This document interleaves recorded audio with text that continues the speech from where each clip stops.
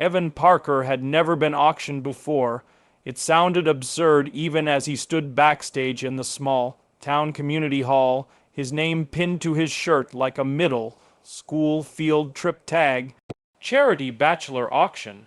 Read the sign above the stage in blinking plastic lights. He wasn't a bachelor. He was a tired, recently divorced father who still smelled faintly of motor oil from the shop where he worked long hours. But when the local shelter had lost funding, his friend roped him into volunteering as one of the dates to raise money. People bid on you, you take them out to dinner. All the proceeds go to the shelter. They'd said, he had laughed. What if nobody bids, someone always bids, but as Evan peeked out from the curtain, he realized he'd made a mistake. Every other contestant was a young professional, polished, smiling, and confident. He, on the other hand, wore his one clean button-up shirt and a nervous expression. By the time it was his turn, the energy in the room had dimmed. The auctioneer tried to sound upbeat. Evan Parker, 34, mechanic, loves fishing and volunteers at the local food bank. Silence. Evan shifted from foot to foot, cheeks burning. Let's start at $50. The auctioneer said. No hands, 20, nothing. Finally, from the back of the room, a small hand went up. A woman, maybe in her mid-30s, with dark curls tucked under a faded baseball cap, lifted a paddle. $1, she said simply. Laughter rippled through the crowd. Evan's stomach sank. This was a joke. He wanted to leave, but the auctioneer, looking relieved, slammed the gavel. Sold for $1. Evan stepped offstage, heart pounding, feeling like he'd just been humiliated in front of the entire town. But the woman approached him calmly, her eyes warm. Hi, she said, offering her hand. I'm Clara. Her handshake was firm but kind. You don't have to go through with this, Evan muttered. It's fine. I'm sure it was just a joke bid. Clara tilted her head. Why would it be a joke? The point is to help the shelter, isn't it? Something about her tone, gentle but steady, made him pause. I guess. Then let's have dinner. My treat. You choose the place. They ended up at a quiet diner near the edge of town, the kind with cracked vinyl booths and pie under glass domes. Over burgers and coffee, Clara listened more than she spoke. Evan, who had been bracing himself for awkward small talk, found himself telling her everything, about his daughter Lily, about the divorce, about the exhaustion of trying to keep his head above water. You ever feel like you're invisible? He asked at one point. Clara smiled faintly, every day, until someone looks closer. He didn't know why, but that sentence hit him like a chord on a piano. He asked her about herself. She deflected, talking about travel, about reading, about volunteering.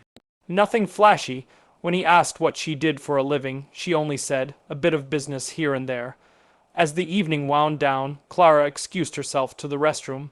The waitress, who'd been refilling their coffee, leaned in conspiratorially. You know who that is, right? Evan blinked.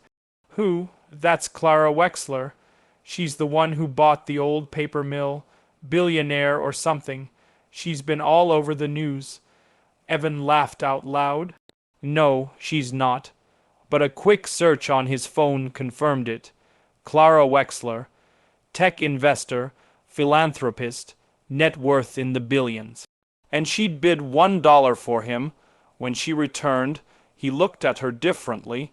Why didn't you say anything? He asked. She shrugged. Because it's not relevant. I just wanted to help the shelter. And I liked the way you looked nervous but still showed up. Something cracked open in him, then not just embarrassment but awe. This woman, who could buy entire city blocks, had chosen to quietly pay $1 for a stranger. And then she'd sat with him, not as a billionaire but as a person. He swallowed hard. Thank you. For what? She asked. For seeing me. Weeks passed. Evan didn't expect to hear from Clara again, but she showed up at the shelter the next month, sleeves rolled up, sorting canned goods alongside the volunteers. She and Evan started talking more. Not dating exactly, just talking. She asked about Lily, and one day brought a box of children's books because I heard she likes to read. It wasn't the money that changed Evan's life. It was the way Clara treated him, with respect, with curiosity, without pity. One evening, after the shelter's fundraiser hit its goal thanks to a surprise anonymous donation that everyone knew was hers, Evan found himself walking her to her car. He said, "You know, when you bid $1, I thought it was a joke, like I was worth nothing." Clara stopped, keys in hand. "That dollar wasn't what you're worth. It was a ticket to meet someone worth knowing." The words hung in the air, soft and electric. Evan didn't become rich. Clara didn't sweep him into a mansion, but something shifted. He started to believe again, believe in kindness, in the way small acts can ripple outward. Clara's quiet generosity inspired him to expand his own volunteering, to organize community drives, to show Lily what compassion looked like in action. Months later, at the shelter's grand reopening, Clara stood on stage to thank the donors. She mentioned Evan by name, calling him a reminder that showing up matters more than shining. The crowd applauded.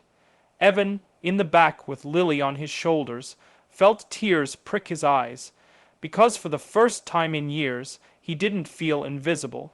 And when Lily whispered, "Daddy, is she your friend?" he answered, "She's everybody's friend, sweetheart. She just proves it one person at a time." Ending note: sometimes kindness looks like $1. Sometimes it looks like listening over coffee. And sometimes it turns out to be the spark that makes someone believe in themselves again. Because it's not the price of the bid that matters. It's the value of the heart behind it.